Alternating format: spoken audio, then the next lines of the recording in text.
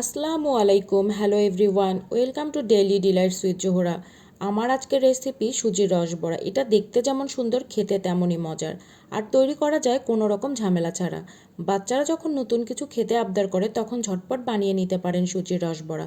শুধু বাচ্চারা না, বড়রাও পছন্দ করবে সুজির রসবড়া।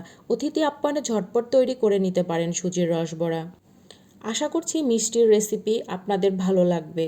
চলুন শুরু করি। প্রথমে চুলায় প্যান বসিয়ে নিব। দিয়ে দিচ্ছি 1 টেবিল চামচ ঘি। একটু গরম হয়ে আসলে দিয়ে দিচ্ছি 1 কাপ সুজি। এখন ঘিয়ের সাথে একটু সময় নিয়ে ভাজতে হবে। এই সময় চুলার আঁচ একদম কমিয়ে রাখতে হবে। আঁচ বেশি হলে সুজি পুড়ে যেতে পারে। দিয়ে দিচ্ছি লিকুইড মিল্ক 1 কাপ। অনবরত নেড়ে নিচ্ছি। যদি লক্ষ্য করেন আরও মিল্ক অ্যাড করতে হবে তাহলে দিয়ে নেবেন। আমি মিল্ক অ্যাড করে নিয়েছি। এই সময় নাড়া বন্ধ করা যাবে না। ভালোভাবে নেড়েচেড়ে মিশিয়ে নিচ্ছি। মিশ্রণটি ডোয়ের মতো হয়ে গিয়েছে, এখন নামিয়ে নিব। এখন শিরা তৈরি করে নিব। চুলায় প্যান বসিয়ে দিয়ে দিচ্ছি 2 কাপ পানি, স্বাদমতো লবণ, দিয়ে দিচ্ছি 1 কাপের 4 ভাগের 3 ভাগ চিনি আর 3টি ছোট এলাচ। একটু নেড়েচেড়ে মিশিয়ে নিচ্ছি। তারপর ফুটিয়ে নিচ্ছি। একটু সময় নিয়ে ভালো করে ফুটিয়ে নিব, তাহলে শিরাটা ঘন হয়ে আসবে। খুব বেশি ঘন করা যাবে না। 4 থেকে 5 মিনিট জাল করে নামিয়ে নিব। এই অবস্থায় নামিয়ে নিব। তৈরি হয়ে গেছে শিরা। এখন মিষ্টিগুলো তৈরি করে নিব। একটি প্লেটে সুজির মিশ্রণ নিয়ে নিলাম। দিয়ে দিচ্ছি 2 টেবিল চামচ গুঁড়ো দুধ। এখন সবগুলো ভালোভাবে মথে নিব। সফট একটি ডো তৈরি করে নিব। যত ভালোভাবে মথা হবে মিষ্টিগুলো তত ভালো হবে, তাই একটু সময় নিয়েই মথে নেবেন। এই যে আমার ডো একদম তৈরি হয়ে গিয়েছে।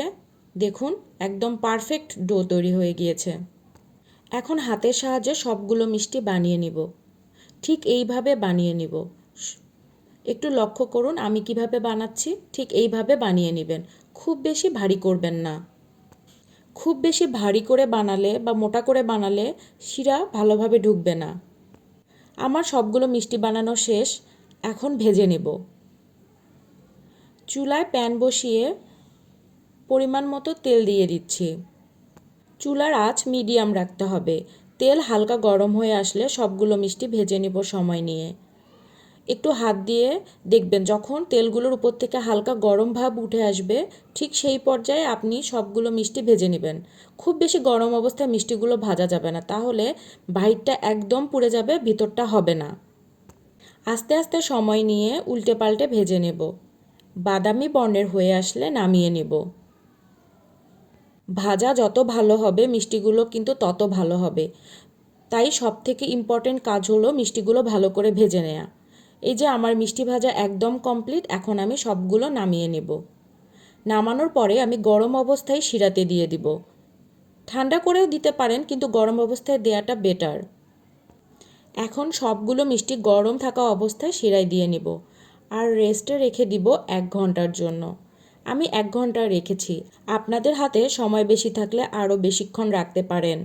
ফিরে আসলাম 1 ঘন্টা পর।